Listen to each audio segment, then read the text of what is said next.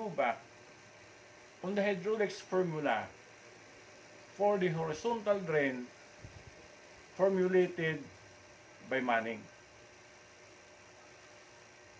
So if our system in one horizontal drain discharging a lot of appliance, we have to sum up. Number one, you have to sum up the drain fixtures unit loading.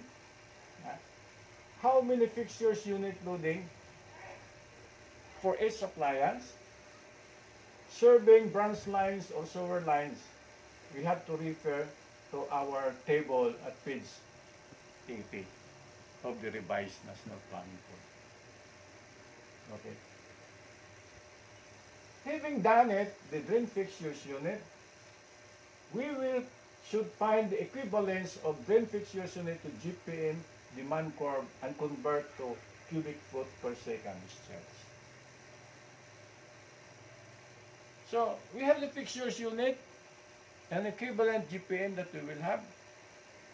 If predominantly flush tanks, there is an equivalent GPM. If predominantly flush valve, there is an equivalent of gallons per minute for each number of fixtures unit. So the Manning formula, as we have discussed before, is Q1.46 over N times ER raised to the power 2/3 slope or the square root of the slope. A is the area of flow, R is the hydraulic radius. If we use the value of Manning coefficient 0.012, that is PVC. Because nowadays, in a building, PVC is most likely the one that is being used as a material type. Before, it's a CI pipe.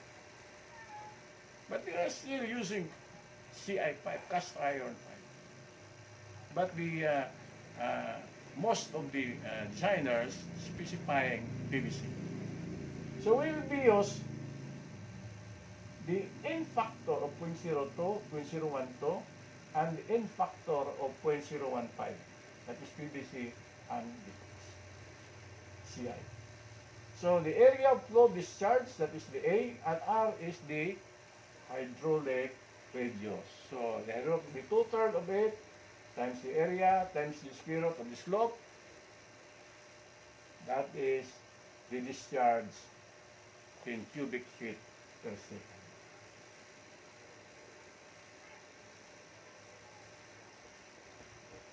In designing pipe, the size of the pipe for the horizontal drain,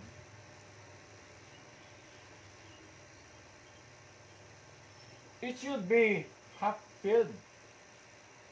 It should be half filled or half bore. Because when there are surges, water will just rise and still contained by this area of the pipe. So half bore, our design should always be half bore. So we have derived last time that the hydraulic radius for a full bore and the half bore are all the same. The diameter of the pipe over 4. They are all the same. So this horizontal drain is being sized and all the discharges also are being sized. The pipe of all discharges is being sized that collects by the horizontal drain. In our design, we should show how these things be. You should show loading that we will have in every drain fixtures unit. Maybe this one is lavatory, this one is water closet, the other one is bidet, the other one is the overhead shower, or any loading or any appliance that you will have inside the comfort room or your comfort toilet.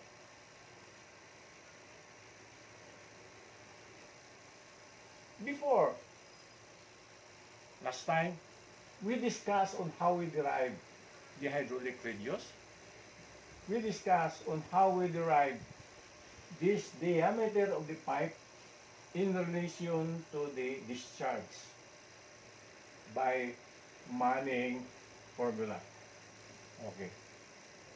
This is the formula of Manning, the same formula that we had been discussing. Ang problema, how do you solve for the diameter of pipe at half full flow, half bore? Kalahati lang sa tubo. Paano mo ma-distinguish o ma-derive yung size ng pipe natin? Okay. Saan ang diameter dito? Wala. It's all hidden. But the diameter is in A, the area. The diameter is in the hydraulic radius. Because we are in pipe. Pipe is a circle. And a circle has diameter. So the diameter here is embedded in A, embedded in R. So we separate the relation of E and R to the Qn divided 1.46 of 86 times the square root of slope. We separate it and solve for the day on the left side and solve the equation on the right side. And we found out, as we discussed last time, that the diameter is equal to 0.74 Q raised to the power 0.375. This 0.375 is 3/8. 3 over 8 is 0.375. So, the diameter is in feet, the Q is in cubic foot per second. So, this one is half bore. This is half bore. We proved last time that in our plumbing code, as we have the table of a plumbing code 7.5,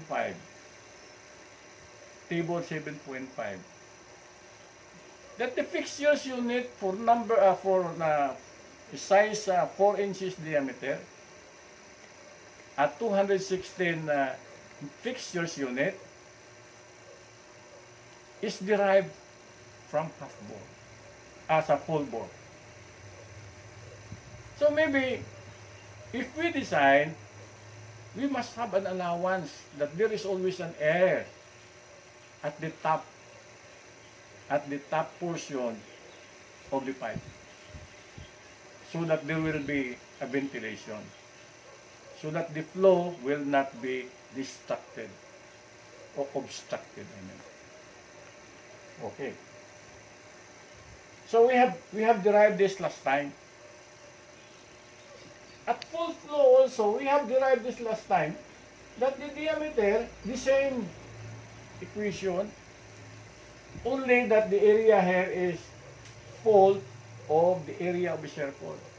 The other side, the area half full, that is A over 2.